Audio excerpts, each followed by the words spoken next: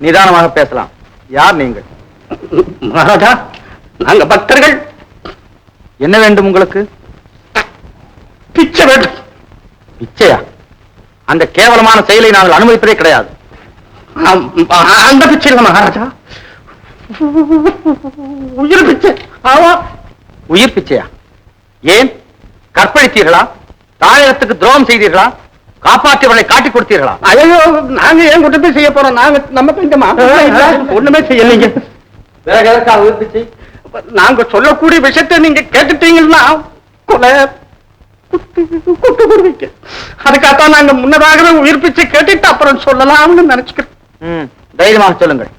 நீங்க உயிர் பிச்சை கொடுத்துட்டேன்னு சொல்லுங்க, அப்ப நாங்க மலமளமளமளன்னு வந்த விஷயத்தை சொல்லிடுறோம். உங்களுக்கு ஒரு ஆபத்தும் வராது. எங்கிருந்து வந்தீர்கள்? காட்டில இருந்து வந்திருக்கிறோம். காட்டிலே இருந்தா? ஆத்துல இருந்து,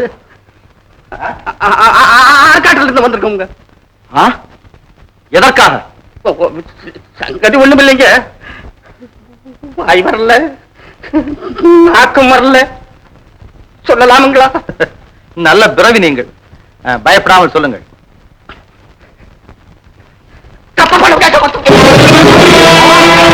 கப்பம் கேட்டான் ஆட்காட்டான். தேசிங்கின் கை வருதை அறியாத கயவன். அறிவு கட்டவர்களை உங்க 2 நெடும் கூடாக காய்ச்சிருப்பேன். உங்களை உயிர்ப்பிக்க திட்டமிட்டீர்கள். ஓடுங்கள். செஞ்சியின் பணம் மட்டுமல்ல, செஞ்சியிலே உணவு காத்து கூட ஆட்காட்டான் எல்லைக்கு வராது. ஓடைகளை கப்பம் என்ற பேச்செடுத்தான். ஆட்காட்டிலே ரத்த ஆறு ஆட்டுவான். தேசிங் என்று உடாப்படம் சொல்லுங்கள். போர்க்களத்தை சரியான பாடம் கற்பிப்பான். செஞ்சியின் மன்னன் என்று மூலம் சொல்லுங்கள். ஓடுங்கள். ஏன் இருக்கிறீர்கள்? இழுத்து செல்லுங்கள் வேலை.